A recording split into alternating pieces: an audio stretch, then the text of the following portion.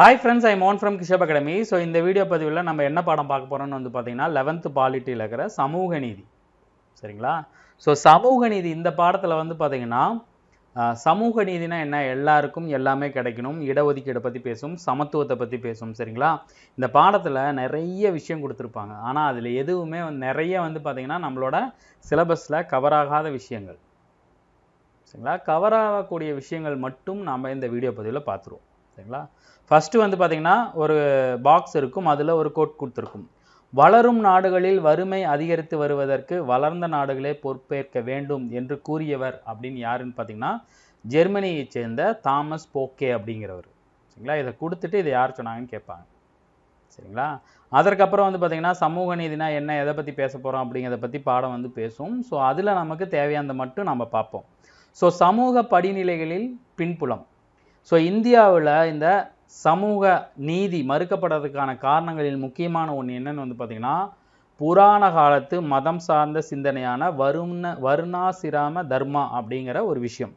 அதில் வந்து பார்த்திங்கன்னா மேல் கீழ் அப்படிங்கிற பாகுபாட்டை கொண்டிருக்கும். அதாவது வர்ணத்தின் அடிப்படையில், பிறப்பின் அடிப்படையில், தொழிலின் அடிப்படையில் மக்கள் 4 வகையாக பிரிக்கப்பட்டு காலம் காலமாக அவங்க அதே வழியிலே இருக்கணும்.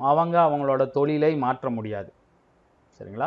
ஸோ அது வந்து பார்த்திங்கன்னா வர்ணசிராம தர்ம சமூகம் அப்படின்னு சொல்லுவாங்க, இல்லை வர்ணாசிரமம் அப்படின்னு சொல்லுவாங்க, இல்லைன்னா சதுர் வர்ண அமைப்புன்னு சொல்லுவாங்க, இல்லை வர்ண அமைப்புன்னு சொல்லுவாங்க.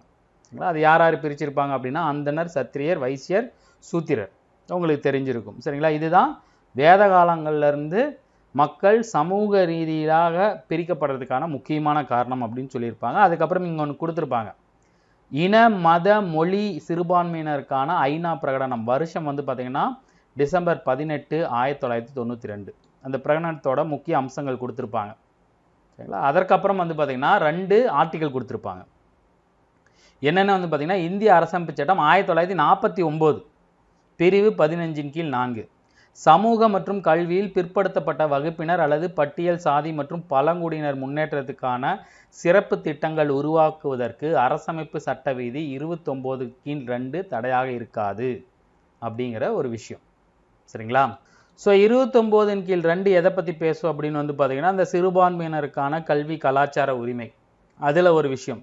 ஸோ இந்த பட்டியல் சாதி பழங்குடியினருக்கு முன்னேற்றத்திற்கு திட்டங்கள் உருவாக்குவதற்கு இது தடையாக இருக்காது அப்படிங்கிற ஒரு விஷயத்தை வந்து பார்த்திங்கன்னா அது சொல்லும். ஸோ அதே மாதிரி அரசமைப்பு சட்டம் 49 பிரிவு 16 கீழ் 4 அதில் வந்து பார்த்திங்கன்னா அரசு பணியில் போதிய அளவு பிரதிநிதித்துவம் பெறாத அனைத்து பிற்படுத்தப்பட்ட வகுப்பினருக்கான பணி நியமனங்களில் இடஒதுக்கீடு வழங்க செயல்களுக்கு இவ்விதி தடையாக இருக்காது. அதாவது 16 என்ன சொல்லும் அப்படின்னு வந்து பார்த்தீங்கன்னா இந்த எல்லா பொது வேலை வாய்ப்புகளும் எல்லாத்துக்கும் சமமாக ஒருத்தருக்கு கொடுக்கணும் அப்படிங்கிறத வந்து பார்த்திங்கன்னா ஆர்டிகல் 16 சொல்லும். சரிங்களா? வேலை வாய்ப்புகளில் பொது வேலை வாய்ப்புகளில் எந்த பாகுபாடும் இருக்கக்கூடாது. ஆனால் இடஒதுக்கீடு கொடுக்கறது பாகுபாடு அப்படின்னு சொல்லுவாங்க இல்லையா, அதை வந்து பார்த்திங்கன்னா இது தடையாக இருக்காது அப்படிங்கிறத இந்த விதி சொல்லும். சரிங்களா? இது ரெண்டும் ரொம்ப ரொம்ப முக்கியம், பார்த்து வச்சுங்க.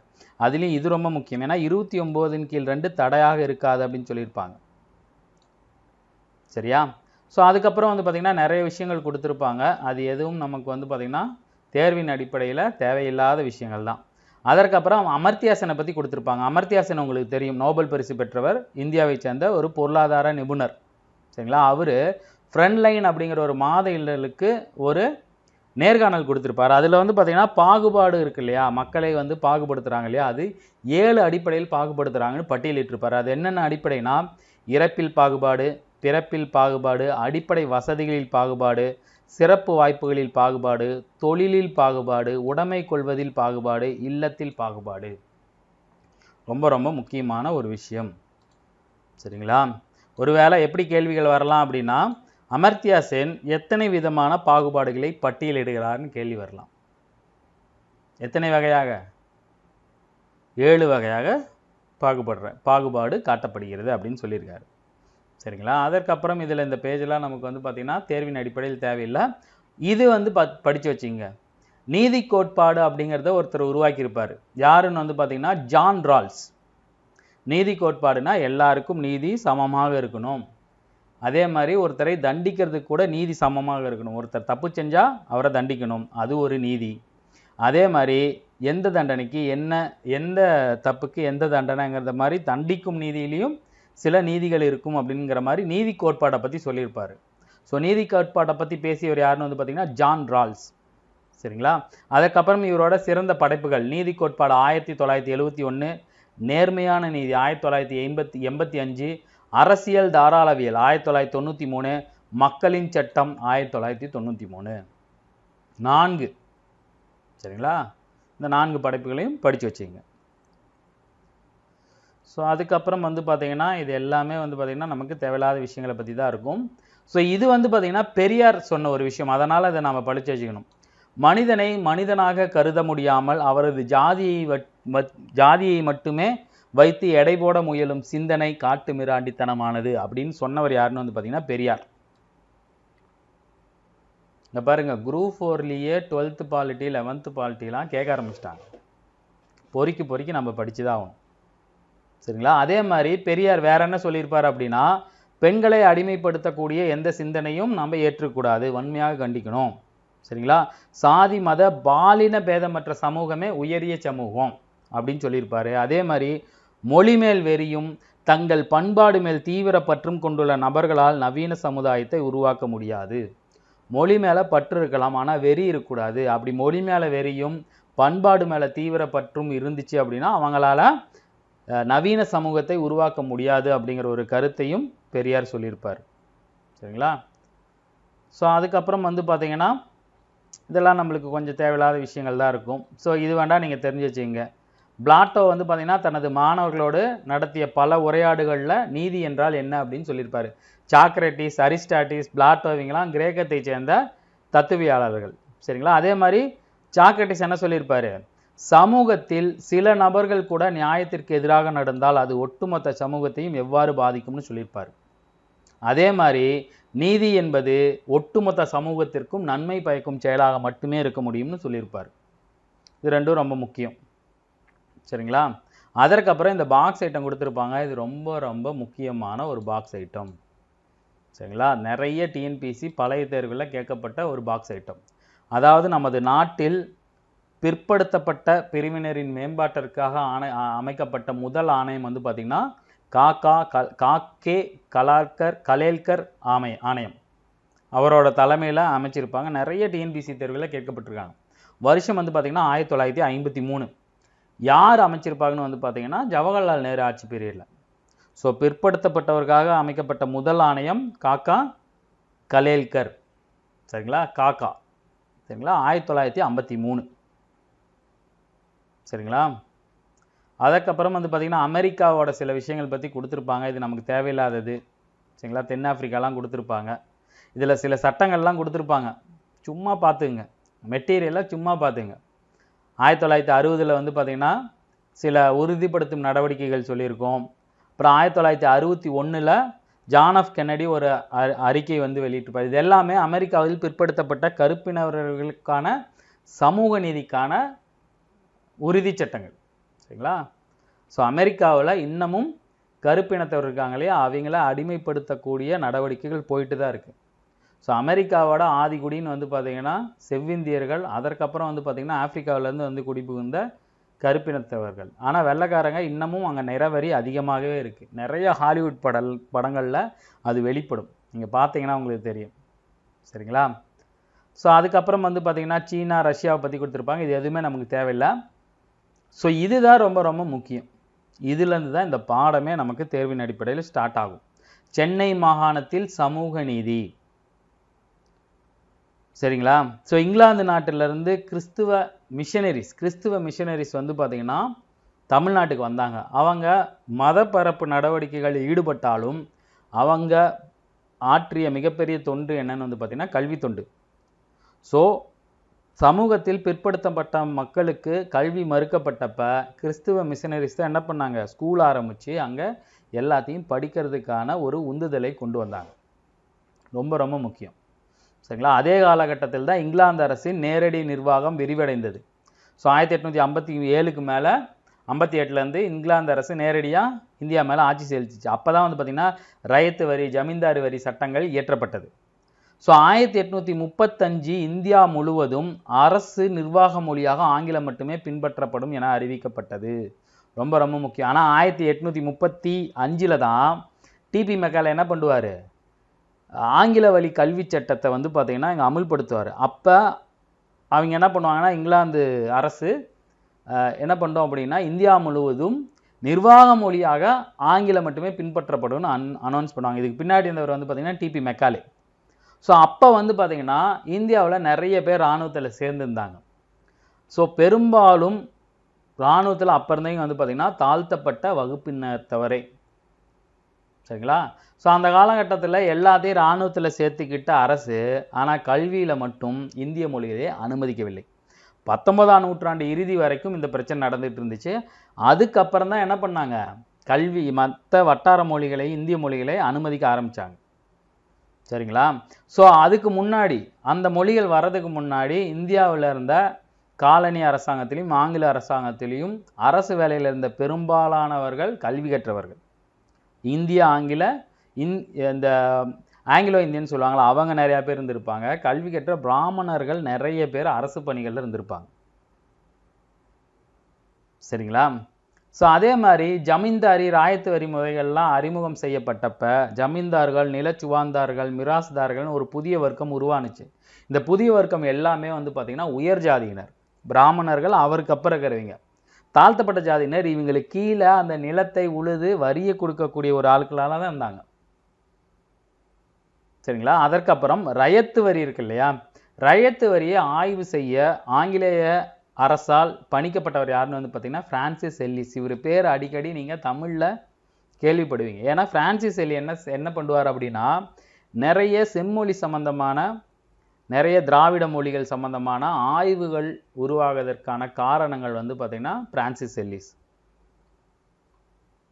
சரிங்களா? அவரும் தாமஸ் மன்றோ அப்படி 2 பேர் தான் வந்து பார்த்தீங்கன்னா ராயத்து வரியை பற்றி அறிக்கை வெளியிட்டாங்க. அந்த அறிக்கையில் என்ன சொன்னாங்கன்னா, காலங்காலமாக நிலத்தோட தொடர்பு கொண்டிருந்த மக்களிடமிருந்து நிலம் பறிக்கப்பட்டு மேல்தட்ட வகுப்புகளைச் சேர்ந்த ஜமீன்தார்கள், மிராஸ்தார்களுக்காக அளிக்கப்பட்டதால் நிலத்தின் தரமும் விளைச்சலும் பாதிப்படைந்து விட்டது.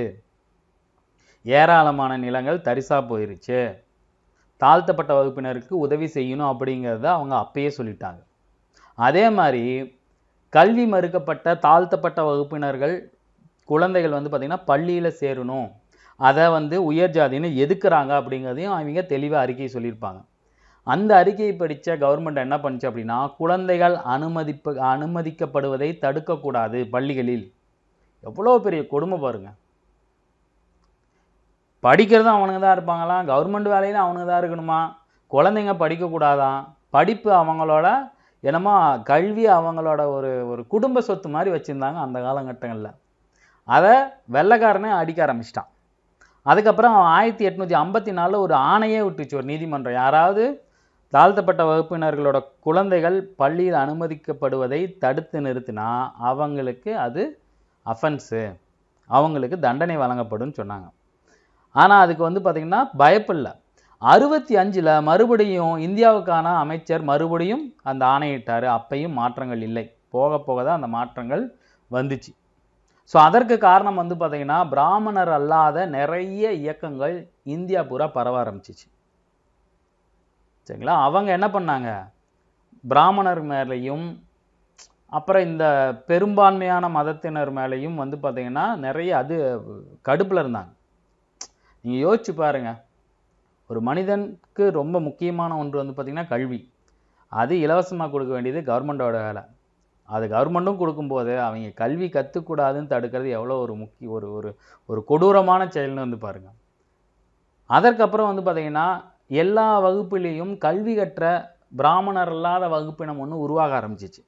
ஸோ அவங்க என்ன பண்ணாங்க, இந்த மாதிரியான பிரச்சனைகள் வந்து பார்த்திங்கன்னா சமூகத்தில் இருக்குது, இதை நீக்கணும் அப்படிங்கிறதுக்காக அவங்க அங்கங்கே போராட ஆரம்பித்தாங்க. அதில் ரொம்ப முக்கியமானவர்கள் யார் இருந்து பார்த்திங்கன்னா அயோத்தாச பண்டிதர், சிங்காரவேலர், இரட்டைமலை சீனிவாசனார், சரிங்களா, பிட்டி தியாகராஜர், பனகல் அரசர், இவங்க எல்லாமே. சரிங்களா? அதற்கப்புறம் அவங்க சொல்லியிருப்பாங்க இல்லையா, தாழ்த்தப்பட்ட வகுப்பினரும் சரி எல்லாத்துக்கும் கல்வி, சமூக நீதி ரொம்ப முக்கியம் அப்படிங்கிறது நிறைய கோரிக்கைகள் எழுப்ப ஆரம்பித்தாங்க. அந்த கோரிக்கைகளை தொடர்ந்து 1892ஆம் ஆண்டு சென்னையில் அனைத்து துறைகளும் வகுப்பு வாரி பிரதிநிதித்துவம் அளித்து ஆணை அரசு வெளியிட்டுச்சு. ஸோ வகுப்பு வாரி பிரதிநிதித்துவம் அப்படின்னா எல்லா வகுப்புகளை சேர்ந்தவர்களுக்கும் எல்லாத்துலேயும் வந்து பார்த்திங்கன்னா பிரதிநிதித்துவம், இடஒதுக்கீடு முறை மாதிரி தான். சரிங்களா? அந்த ஆணை வந்து பார்த்திங்கன்னா 178 கீழ் 2 என்று அழைக்கப்பட்டது. ரொம்ப ரொம்ப முக்கியம். ஸோ இது எப்போ ரிலீஸ் பண்ணியிருக்காங்க? 1892. சரிங்களா? ஸோ தமிழகத்தில் எப்படி ஒடுக்கப்பட்டோர் பிற்படுத்தப்பட்டோருக்காக முன்னெடுத்த கல்வி முயற்சிகள் மாதிரியே மகாராஷ்டிராவிலையும் ஒருத்தர் எடுத்திருப்பார். இவரை பற்றி உங்களுக்கு நல்லாவே தெரிஞ்சிருக்கும். யாருன்னா ஜோதிராவ் பாபுலே. சரிங்களா? இவரை மகாத்மான்னு குறிப்பிட்டிருக்காங்க. இதை நோட் பண்ணி வச்சுங்க. ஒருவேளை காந்தி இல்லாமல் வேறு யாராவது ஆப்ஷனில் இருந்தால் இவரை போட்டு போயிருங்க.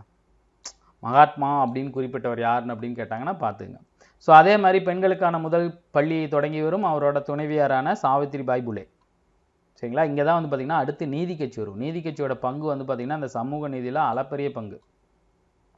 ஏன்னா 1916 இவங்க வந்திருப்பாங்க. அப்பயே பிராமணர் இல்லாதவர்களை எடுத்து போராடிய ஒரு இயக்கம் வந்து பார்த்திங்கன்னா நீதி கட்சி. ஸோ இதோட ஹிஸ்ட்ரி கொடுத்துருப்பாங்க. 1913 அலெக்சாண்டர் கார்டியோ அப்படிங்கிறோட தலைமையில் ராயல் ஆணையம் ஒன்று வந்துச்சு. ஸோ இது வரைக்கும் வந்து பார்த்திங்கன்னா 2-3 ராயல் ஆணையம் வந்திருக்கு. அதில் வந்து பார்த்திங்கன்னா இந்த வருஷங்கள் ராயல் ஆணையத்தை வந்து ஞாபகம் வச்சுங்க. ஸோ 1913 ராயல் ஆணையம் ஒன்று வந்துச்சு. ராயல் ஆணையம் அப்படின்னா என்ன அப்படின்னா இந்தியாவில்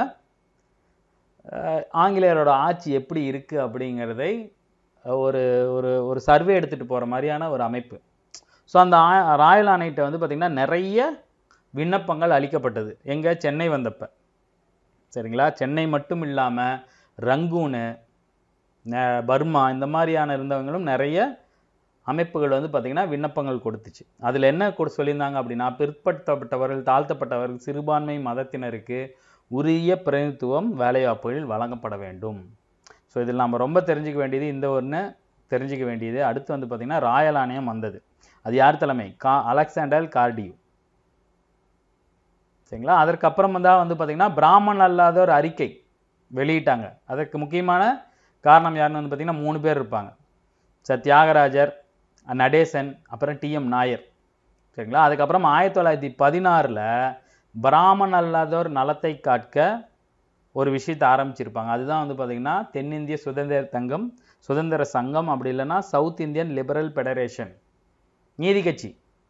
ஸோ இது வந்து பார்த்திங்கன்னா 3 பத்திரிகை ரிலீஸ் பண்ணியிருக்கும். ஜஸ்டிஸ்னு ஒரு ஆங்கில இதழ், தெலுங்கில் வந்து பார்த்திங்கன்னா ஆந்திர பிரதாசிகா அப்படின்னு சொல்லிட்டு, அப்புறம் தமிழில் வந்து பார்த்திங்கன்னா ஒன்று இருக்கும், திராவிடனோ ஏதோ ஒன்று இருக்கும்.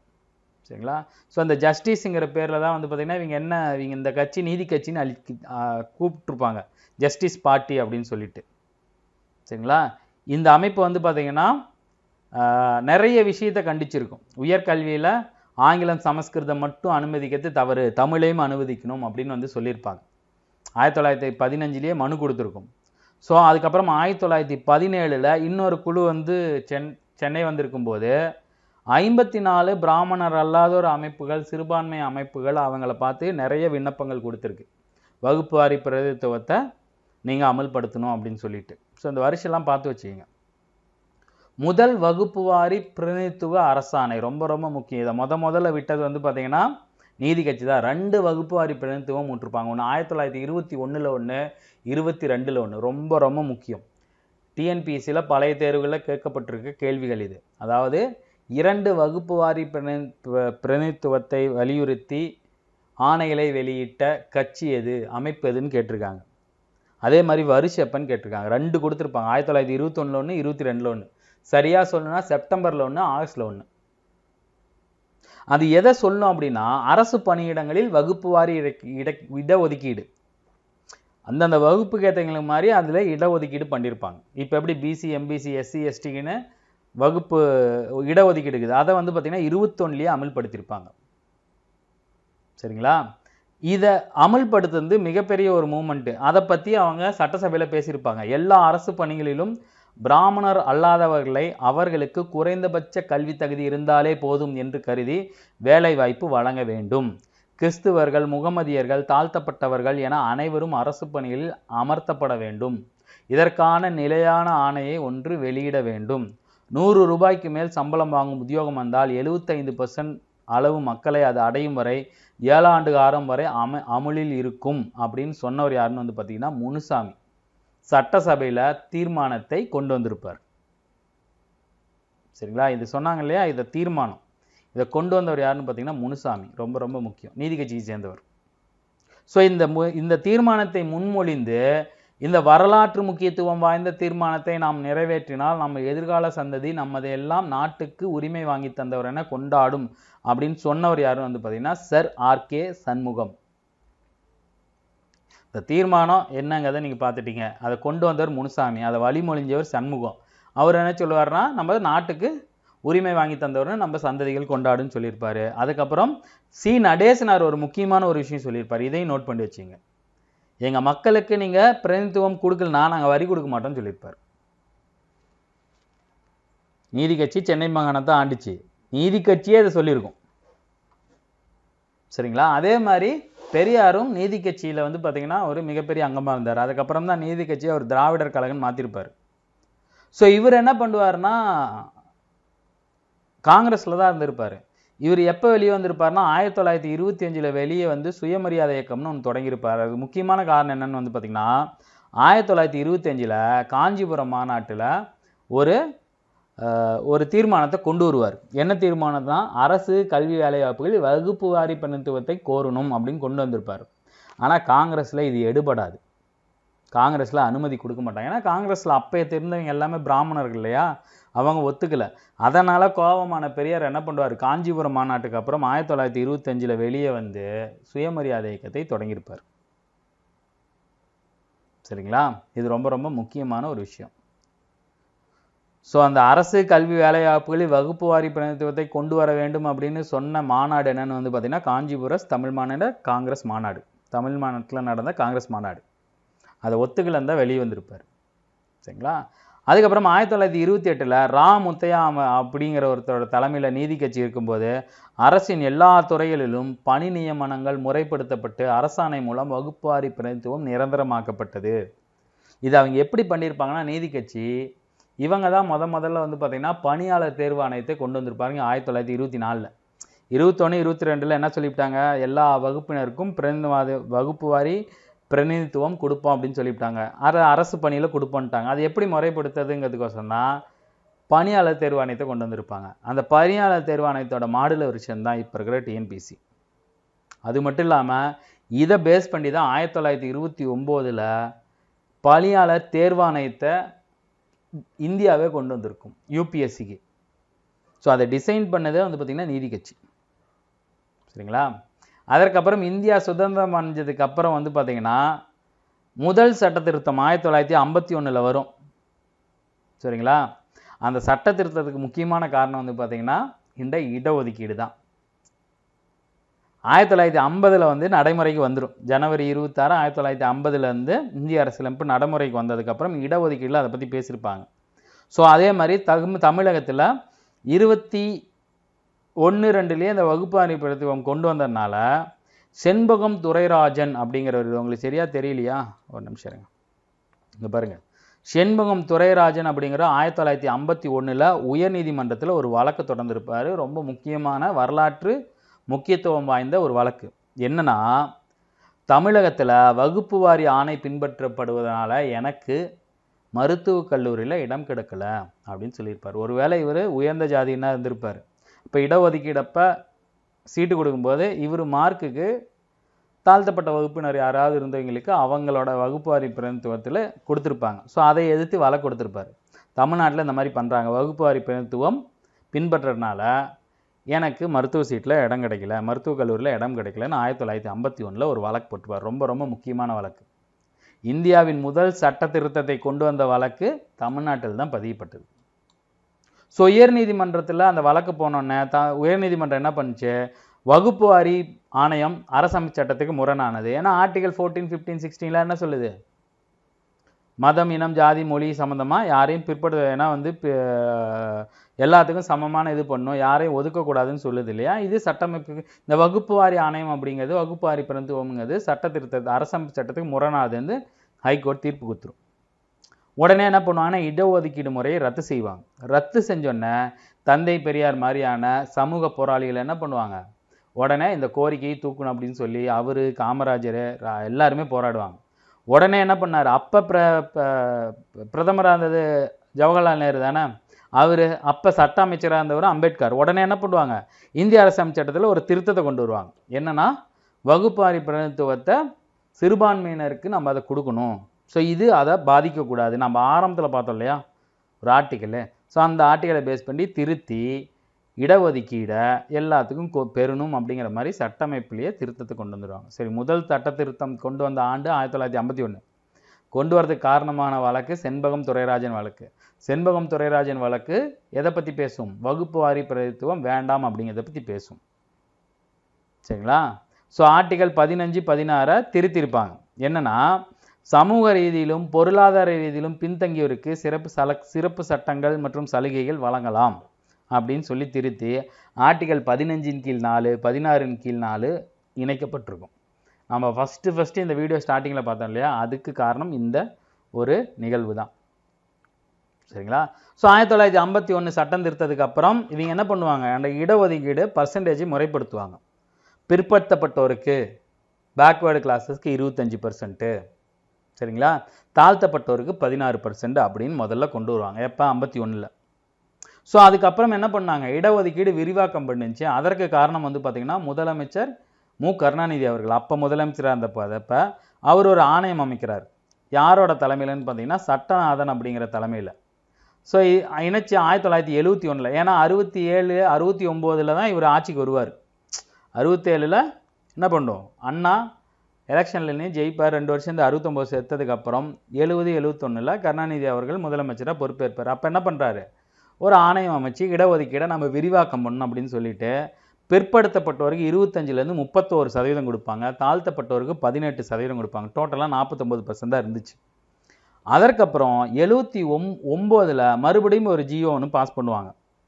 என்னன்னா, குடும்பத்தோட ஆண்டு வருமானம் 9000 நிர்ணயிக்கப்பட்டிருப்பாங்க. எதுக்கு, பிற்படுத்த வகுப்பப்பட்டவருக்கு. ஸோ அது கீழே இருக்கிற எல்லாத்துக்குமே இந்த இடஒதுக்கீடு பொருந்தும் அப்படிங்கிற மாதிரி வந்து 31%லேருந்து 50% உயர்த்திருப்பார். யாருக்கு, பிற்படுத்தப்பட்டவருக்கு. ஸோ பிற்படுத்தப்பட்டவர்கள் அப்போ வந்து பார்த்திங்கன்னா எல்லாருமே வந்திருப்பாங்க. எம்பிசிங்கிற ஒரு கேடரே இருந்திருக்காது. சரிங்களா? ஸோ 31லேருந்து 50 போயிருக்கும். ஸோ தாழ்த்தப்பட்டவர் பழங்குடியினருக்கு வந்து பார்த்திங்கன்னா 18% போயிருக்கும். ஸோ டோட்டலாக 68% இருந்திருக்கும். சரிங்களா? 89 தான் எஸ்டி இருக்காங்க இல்லையா, ஷெட்யூல்டு ட்ரைப்ஸ்ன்னு சொல்லுவாங்க இல்லையா, பழங்குடியினர். அவங்க என்ன சொல்கிறாங்க, எங்களுக்கும் இடஒதுக்கீடு வரணும். ஏன்னா அவங்களும் சர்டன் பர்சன்டேஜ் இருக்கனால 68 69 அரசு மாற்றும். எப்போன்னு வந்து பார்த்திங்கன்னா 89. இப்போ வரைக்கும் அந்த பர்சன்டேஜ் தான் பின்பற்றப்பட்டு வந்திருக்கு. ஸோ பிற்படுத்தப்பட்டோர், மிகவும் பிற்படுத்தப்பட்டோருக்கு 30%, சாரி மிகவும் பிற்படுத்தப்பட்டோர் இருக்காங்க இல்லையா, அவங்களுக்கு வந்து பார்த்திங்கன்னா 20%, அதாவது எம்பிசிக்கு 20, பிசிக்கு 30, எஸ்சிக்கு வந்து பார்த்திங்கன்னா 18, எஸ்டிக்கு வந்து பார்த்திங்கன்னா 1. இப்போ வரைக்கும் நம்மளோட டிஎன்பிசிலையும் சரி மற்ற இடத்துலையும் சரி பின்பற்றப்படக்கூடிய வழிமுறை இதுதான். இது எப்போ நடைமுறைக்கு வந்துச்சு, 1989. சரிங்களா? அதுக்கப்புறம் வந்து பார்த்திங்கன்னா மத்திய அரசியலையும் இடஒதுக்கீடு பண்ணுன்னு சொல்லி அமைக்கப்பட்ட ஆணையம் தான் வந்து பார்த்திங்கன்னா மண்டல ஆணையம். ஃபஸ்ட்டு ஆணையம் எதுன்னு வந்து பார்த்திங்கன்னா காக்கா கலையர்கர் இருக்காங்க இல்லையா, 53 நம்ம பார்த்தோம். அதற்கப்புறம் வந்து பார்த்திங்கன்னா விபி சிங் ஆட்சியில் வரும்போது மண்டல் அப்படிங்கிற ஒருத்தரோட அவர் பேரில் ஒரு ஆணையம் அமைச்சிருப்பாங்க. அவர் என்ன பண்ணுறாரு, மத்திய அரசுலையும் இந்த மாதிரி இடஒதுக்கீடு கொண்டு வரணும் அப்படின்னு சொல்லி ஒரு பரிந்துரையில் கொடுக்குறாரு. அதை வந்து விபி சிங் அரசாங்கம் என்ன பண்ணுறது, ஏற்றுக்கிட்டு வேலைவாய்ப்பு சென்ட்ரல் கவர்மெண்ட் ஜாப்ஸ்லேயும் இந்த இடஒதுக்கீடு முறையை கொண்டு வராங்க. எப்போன்னு வந்து எத்தனை பர்சன்டேஜ்னு வந்து பார்த்திங்கன்னா பிற்படுத்தப்பட்டவருக்கு 27% அப்படின்னு சொல்லி. இதை எதிர்த்து ஒரு வழக்கு வருது, இந்திரா சகானி. இதுவும் ரொம்ப முக்கியமான வழக்கு, குரூப் 1 கேட்கப்பட்ட வழக்குகள். Indira Sahni versus Indian government. சரிங்களா? சட்டத்தின் முன் அனைவரும் சமம், இதே ஆர்டிகல் 15 அவங்க மறுபடியும் கொண்டு வராங்க. சரிங்களா? ஸோ இந்த இடஒதுக்கீடு முறை என்ன பண்ணுது, அந்த ஆர்டிகல் 15 பிரேக் பண்ணுது. ஸோ இதை நீக்கணும் அப்படின்னு சொல்லிட்டு அவங்க ஒரு கேஸ் போடுறாங்க, இந்திரா சகானி அப்படிங்கிறவங்க. உடனே என்ன பண்ணுறது, உச்சநீதிமன்றம் வழக்கை விசாரிக்குது. வழக்கை விசாரித்து இல்லை விபி சிங் தலைமையிலான அரசு போட்ட 27% செல்லும் அப்படின்னு வந்து தீர்ப்பளிக்குது. சரிங்களா? அதுக்கப்புறம் 27%லேருந்து இடஒதுக்கீடின் அளவு 50%க்கு மேலே இருக்கக்கூடாது அப்படிங்கிற மாதிரி எக்ஸ்ட்ரா ஒரு தீர்ப்பில் ஒரு வேர்டை ஆட் பண்ணுறது உச்சநீதிமன்றம். ஸோ நீங்கள் இடஒதுக்கீடுன்னா 50% தான் இருக்கணும் 50% மிகாமல் பார்த்துக்கணும் அப்படின்னு வந்து சொல்கிறாங்க. ஸோ மண்டல ஆணையம் என்ன பண்ணுது, 50% சொன்னதுக்கப்புறம் அது வந்து பார்த்திங்கன்னா 50% சென்ட்ரல் கவர்மெண்ட் ஜாப்பில் வந்து பார்த்திங்கன்னா ஃபிக்ஸ் பண்ணுறாங்க. சரிங்களா? அதற்கப்புறம் இன்னொரு கேஸ் ஒன்று போடுறாங்க. என்னென்னா, தமிழகத்தில் 69% இடஒதுக்கீடு இருக்குது. ஆனால் உச்சநீதிமன்றம் என்ன சொல்லியிருக்கு, 50% தான் சொல்லியிருக்கு. இது உச்சநீதிமன்ற தீர்ப்புக்கு எதிரானது அப்படின்னு சொல்லி ஒருத்தர் கேஸ் போடுறாரு. யாருன்னு வந்து பார்த்தீங்கன்னா KN விஜயன் அப்படிங்கிறவர். எங்கெங்கெல்லாம் பிரச்சனை வந்துருக்கு பாருங்க இடஒதுக்கீடுக்கு. இதுக்கு பின்னாடி நிறைய அரசியல் தலைகளோட பங்களிப்பு இருக்குது. முதல்ல வந்து பார்த்தீங்கன்னா ஜவஹர்லால் நேரு அவர்கள், அம்பேத்கர், பெரியார் அவர்கள், அதற்கப்புறம் கருணாநிதி அவர்கள், அதற்கப்புறம் தான் வந்து பார்த்திங்கன்னா ஒரு ஜெயலலிதா மேடம் வந்து பார்த்திங்கன்னா மிகப்பெரிய ஒரு வேலையை செஞ்சுருப்பாங்க. ஸோ இப்போ உச்சநீதிமன்றம் சென்ட்ரல் கவர்மெண்ட்டில் 27% ஓகே அப்படின்னு சொல்லி பண்ணதுக்கப்புறம் அந்த தீர்ப்பில் இன்னொரு வேர்டை ஆட் பண்ணுறாங்க, 50% மிகாமல் பார்த்துங்க. ஓ 50%டா, இப்போ தமிழ்நாட்டில் ஆல்ரெடி 69% கொடுத்துட்ருக்காங்க, அது தவறு அப்படின்னு சொல்லி கேஸ் போட்டோன்னே உச்சநீதிமன்றம் என்ன பண்ணுது, ஆமாம் அப்படின்னு சொல்லி அந்த பொறியியல் கல்லூரி இதெல்லாம் 69% நீங்கள் எடுத்துக்கூடாது, 50% தான் இது பண்ணும் அப்படின்னு சொல்லி அந்த உச்சநீதிமன்றம் அந்த இடஒதுக்கீடுக்கு ஸ்டே வாங்குது. ஸோ 1951 செண்பகம் துரைராஜன் மாதிரியே இதுவும் வந்தோடனே உடனே என்ன பண்ணுது, கவர்மெண்ட்டு வேகமாக ஒரு வேலையை பார்க்குது, தமிழ்நாடு கவர்மெண்ட். அப்போ தமிழ்நாடு கவர்மெண்ட் யார் தலைமையில் இருந்துச்சுன்னா மறைந்த முதல்வர் ஜெயலலிதா அவர்கள் தலைமையில் இருந்துச்சு. அம்மா அவங்க தலைமையில் இருந்திருக்கு. அவங்க என்ன பண்ணுது, அவங்க வந்து பயங்கர பிரில்லியண்ட். கருணாநிதி அவர்கள் இருக்காங்களே அவங்களே பயங்கர பிரில்லியண்ட், அவங்களுக்கு ஈக்குவலான பிரில்லியண்ட். இவங்க உடனே என்ன பண்ணாங்க, இந்த மாதிரி பிரச்சனை இருந்துச்சுன்னா அடுத்தடுத்து யாராவது ஒருத்தர் கேஸ் போட்டு இதை டிஸ்டர்ப் பண்ணிட்டு இருப்பாங்கன்னு சொல்லிட்டு தமிழ்நாடு அரசியல் சட்டப்பிரிவு 31C 31 32 எதை பற்றி பேசும், directive principles of policy, state பாலிசிலேயே அரசின் வழிகாட்டும் நெறிமுறைகள் இருக்கு இல்லையா, அதை பயன்படுத்தி ஒரு மசோதாவை கொண்டு வருது. எப்போன்னு வந்து பார்த்தீங்கன்னா கரெக்டாக 93 டிசம்பர் 30 கடைசி நாள் சட்டமன்றத்தில் ஒரு நிறைவேற்றுது.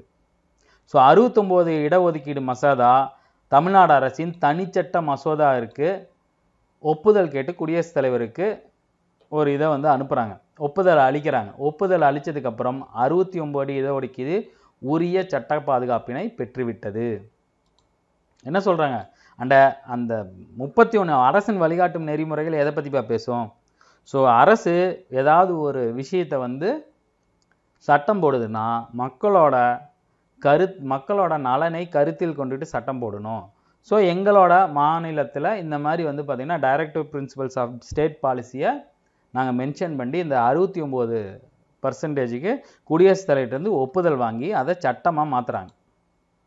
யார் தலைமையில், ஜெயலலிதா மேடம் அவங்க தலைமையில். அதற்கப்புறம் இதை இப்படியே விட்டா மறுபடியும் பிரச்சனை பண்ணுவாங்கன்னு சொல்லிட்டு என்ன பண்ணுறாங்க அப்படின்னா 9வது அட்டவணையில் இதை சேர்க்கறதுக்கு கவர்மெண்ட்டுக்கிட்ட பயங்கரமாக போராடி 76வது சட்ட திருத்தத்தின் மூலம் தமிழக அரசின் இடஒதுக்கீடு சட்டம் இந்திய சட்டத்தின் 9வது அட்டவணையில் இணைக்கப்படுகிறது. ஸோ ஃபஸ்ட்டு 31C போட்டு ஸ்டே வாங்கி சட்ட பாதுகாப்பு பெற்றதுக்கப்புறம் மறுபடியும் யாரும் வழக்கு தொடரக்கூடாதுன்னா சட்ட திருத்தத்தை அமுல்படுத்தி யாருமே திருத்த முடியாத ஒரு இடத்துல வைக்கணும். ஸோ நாடாளுமன்றத்தில் அந்த முயற்சியை கொண்டு வந்து மசோதாவை கொண்டு வந்து அப்ரூவல் வாங்கி 9வது அட்டவணையில் 76வது சட்ட திருத்தத்தின் பிரகாரம் என்ன பண்ணுறாங்க, அந்த அட்டவணையில் கொண்டு போய் வச்சுட்டாங்க. ஸோ இந்த அட்டவணையில் கொண்டு போய் வச்சதுக்கப்புறம் யாருமே இதை எடுத்து வழக்கு போட முடியாது. 69% தான் கொடுத்து தான் ஆகணும், இது தவறுன்னு யாருமே சட்டம் போட முடியாது. அந்த மாதிரியான விஷயத்தை கொண்டு வந்தது யார், இதுக்கு பின்னாடி நிறைய தலைவர்கள் இருக்காங்க. அதான் சொன்னேன் இல்லையா, கருணாநிதி அவர்கள் இடஒதுக்கீடு 50% இது பண்ணாங்க. அதுக்கப்புறம் அதை 67 கொண்டு வந்து 68 கொண்டு வந்து 69 கொண்டு வந்தாங்க. 69 மேலே உச்சநீதிமன்றம் ஒரு கேஸ் போட்டதுக்கப்புறம் மறுபடியும் பிரச்சனை வரும்போது அது சட்ட பாதுகாப்பை பெற உதவியது யாருன்னு வந்து பார்த்திங்கன்னா இந்த மேடம். சரிங்களா? ஸோ இப்போ நம்ம 69% இடஒதுக்கீடை பேஸ் பண்ணி அதை நம்பி நம்ம டிஎன்பிசி படிச்சுட்டு இருக்கிறதுக்கு காரணம் இத்தனை தலைவர்களோட பங்களிப்பு தான். ஸோ இந்த ஆர்டிகல்லாம் நான் வச்சுங்க. 9வது அட்டவணை 76வது சட்ட திருத்தம், வருஷம் 1994. ஸோ இவங்க அந்த சட்டம் போடும்போதே அதுக்கு முன்னாடி சேர்ந்துருப்பாங்க இல்லையா, அவங்களுக்கு எதுவும் பிரச்சனை வரக்கூடாதுன்னு 92லேருந்தே இது முன்தேதியிட்டு இந்த சட்டம் வந்தது அப்படின்னு சொல்லி அனௌன்ஸ் பண்ணிட்டாங்க. ஸோ யாருக்கும் பிரச்சனை இல்லை. சரிங்களா? அதுக்கப்புறம் பிற்படுத்தப்பட்டோர் ஆணையம் ஸோ ஃபஸ்ட்டு பிற்படுத்தப்பட்ட ஒரு ஆணையம் எது? காக்கா கலேல்கர். அதை தான் சொல்லியிருப்பாங்க. எப்போ ஆரம்பித்தாங்கன்னா 29/1/1953. சரிங்களா? ஜவஹர்லால் நேரு அந்த காக்கா கலேல்கர் ஆணையத்தோட பரிந்துரைகளை நாடாளுமன்றத்தில் தாக்கல் செய்திருப்பார். அந்த ஆணையத்தில் எத்தனை பேர் இருந்திருப்பாங்கன்னா 11 பேர். சரிங்களா? அதற்கு அப்புறம் 2வது ஒரு ஆணையம் பிற்படுத்தப்பட்டவர்களுக்கோசரம் அமைக்கப்பட்டது. அதுதான் வந்து பார்த்திங்கன்னா மண்டல் கமிஷன். அது மண்டல் ஆணையம். சரிங்களா? PR மண்டல்னு சொல்லுவாங்க. பிபி மண்டல், பிந்தேஸ்வரி பிரசாத் மண்டல். ஸோ இது வந்து பார்த்திங்கன்னா 1979. இது ஜவஹர்லால் நேரு 53ல், இது 79ல். இப்போ பிரதமராக இருந்தவர் வந்து பார்த்திங்கன்னா மொரார்ஜி தேசாய். இது 2வது ஆணையம். இந்த ஆணையத்தோட செயலாளர் யாருன்னு வந்து பார்த்திங்கன்னா SS கில். தெரிஞ்சு வச்சுங்க, இதெல்லாம் புக்கில் கொடுத்துருக்காங்க, கேட்டுருவாங்க.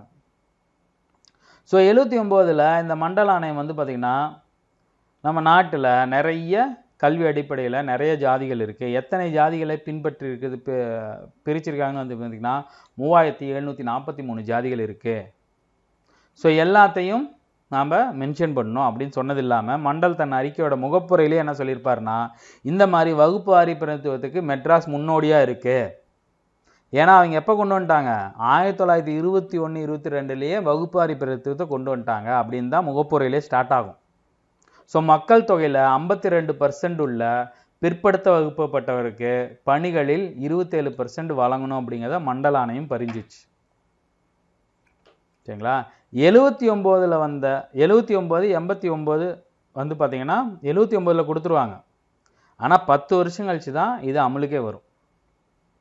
1990ல் VP சிங் தலைமையிலான தேசிய முன்னணி அரசு தான் என்ன பண்ணும், இதை வந்து பார்த்திங்கன்னா அமுல்படுத்தும். இந்த ஆணையம் எப்போ கொடுத்துச்சு? 79 அமைக்கப்பட்டு 80ல் கொடுத்துரும் மொரார்ஜி தேசாய். அதுக்கப்புறம் 10 வருஷம் இது கிடப்பிலையாக இருந்திருக்கும். ஸோ இதை வந்து பயனுக்கு அமலுக்கு கொண்டு வந்தது வந்து பார்த்திங்கன்னா VP சிங் கவர்மெண்ட். எப்போன்னு வந்து பார்த்திங்கன்னா 13/8/1990. 27% நாம் பிற்படுத்த வகுப்பவட்டருக்கு மத்திய கவர்மெண்ட்டில் வேலை கொடுக்கணும், மத்திய அரசு பணிகளை வேலை கொடுக்கணும் அப்படிங்கிறத அனைத்தை இது பண்ணியிருக்கும். சரிங்களா? இவ்வளோ விஷயம் நடந்திருக்கு. இதோட வந்து பார்த்திங்கன்னா இந்த பாடம் முடியும். ஸோ இது வந்து பார்த்திங்கன்னா இதில் 2 பாக்ஸ் கொடுத்துருப்பாங்க, ரொம்ப முக்கியமான பாக்ஸ். இது வந்து பார்த்திங்கன்னா அந்த காக்கே கலேல்கர் இந்த மண்டல ஆணையம் 1979ல் ஆரம்பித்து 27% வந்து பார்த்திங்கன்னா பிற்படுத்தப்பட்டவர்கள் சமூக பொருளாதாரத்தில் நலிவடைந்த பின்தங்கிய வகுப்பினருக்கு அளிக்கப்படணுங்கிறத சொல்லிவிடும். 80ல் இது அறிக்கையை சமர்ப்பிச்சிரும். எப்போன்னு வந்து பார்த்திங்கன்னா 79ல் ஆணையம் அமைச்சிருப்பாங்க. 1 வருஷம் வேலை பண்ணி 80ல் அறிக்கையை தாக்கல் பண்ணிடும். யாருக்கிட்டன்னு வந்து பார்த்திங்கன்னா ஜெயில் சிங் கிட்ட. சரிங்களா? அப்போ பண்ணும்போது அவர் என்ன சொல்லியிருப்பார்? பிபி மண்டல் இந்த அறிக்கையை தயார் செய்வதில் அதிகமான உழைப்பை கொடுத்துள்ளோம், மிகச்சரியாக கூறினால் நாம் உன்னதமான சடங்கை செய்துள்ளோம்னு சொல்லியிருப்பார். ஆனால் அடுத்த 10 வருஷத்துக்கு இது உள்துறை அலுவலகத்திலேயே கடந்திருக்கும், யாருமே கையில் எடுத்துருக்க மாட்டாங்க. அதுக்கப்புறம் 10 வருஷம் கழிச்சு ஆட்சிக்கு வந்த VP சிங் இருக்கார் இல்லையா, அவர் தான் வந்து அமல்படுத்துவார். ஆனால் அவருக்கு வந்து பார்த்திங்கன்னா நிறைய குற்றங்கள் வந்து இல்லை, இவர் சந்தர்ப்பவாத அரசியல் செய்கிறாரு, பிற்படுத்தப்பட்ட வகுப்பினர்களை மகிழ்விப்பதற்காக இதை கொண்டு வராருங்கிற மாதிரி நிறைய எதிர்கட்சிகள்லாம் நிறைய அமளி துமளி பண்ணியிருக்கும். அதையெல்லாம் தாண்டி சட்டம் அமலுக்கு வந்துடும். சரிங்களா? ஸோ அதுக்கப்புறம் வந்து பார்த்திங்கன்னா இந்த பாயிண்ட், இந்த பாக்ஸ் இருக்கு இல்லையா, Indira Sawhney versus Indian union AR 1993 SC 417 இந்த கேஸ் பிரகாரம் தான் வந்து பார்த்திங்கன்னா என்ன சொல்லியிருப்பாங்க, 27% கொடுக்கக்கூடாதுன்னு சொன்னது எந்த கேஸ்ன்னு வந்து பார்த்திங்கன்னா இந்த கேஸ் தான். சரிங்களா? ஸோ இந்த மண்டல ஆணையம் அமைச்சதுக்கான சட்டப்பிரிவு என்னன்னு பார்த்தீங்கன்னா ஆர்டிகல் 340 தெரிஞ்சு வச்சுங்க. சரிங்களா? இதில் தெளிவாக கொடுத்துருப்பாங்க, இதை சும்மா ஒரு தடவை படிச்சிங்க. ஸோ எத்தனை பர்சன்ட்? 27%. அதை தான் வளைச்சி சொல்லியிருப்பாங்க. மக்கள் தொகையில் பிற்படுத்த வகுப்புப்பட்டனர் எவ்வளோ இருக்காங்க? 52% இருக்காங்க. அவங்களுக்கு 27% இடஒதுக்கீடு கொடுத்தா தான் சரியாக இருக்கும் அப்படிங்கிறது தான் அந்த பரிந்துரை. சரிங்களா? இதோட வந்து பார்த்திங்கன்னா இந்த பாடம் முடியுது, பெரிய பாடம். ஆனால் நமக்கு தேவையானது வந்து பார்த்திங்கன்னா கம்மியாக தான் இருக்கும். சென்னை மாகாணத்தில் நீதியிலேருந்து தான் இந்த பாடமே ஸ்டார்ட் ஆகும். சரிங்களா? ஸோ இந்த வீடியோ பதிவு உங்களுக்கு பயனுள்ளதாக இருக்கும்னு நினைக்கிறேன். இதே மாதிரி அடுத்த ஒரு வீடியோ பதிவில் நாம் சந்திப்போம். தேங்க்யூ.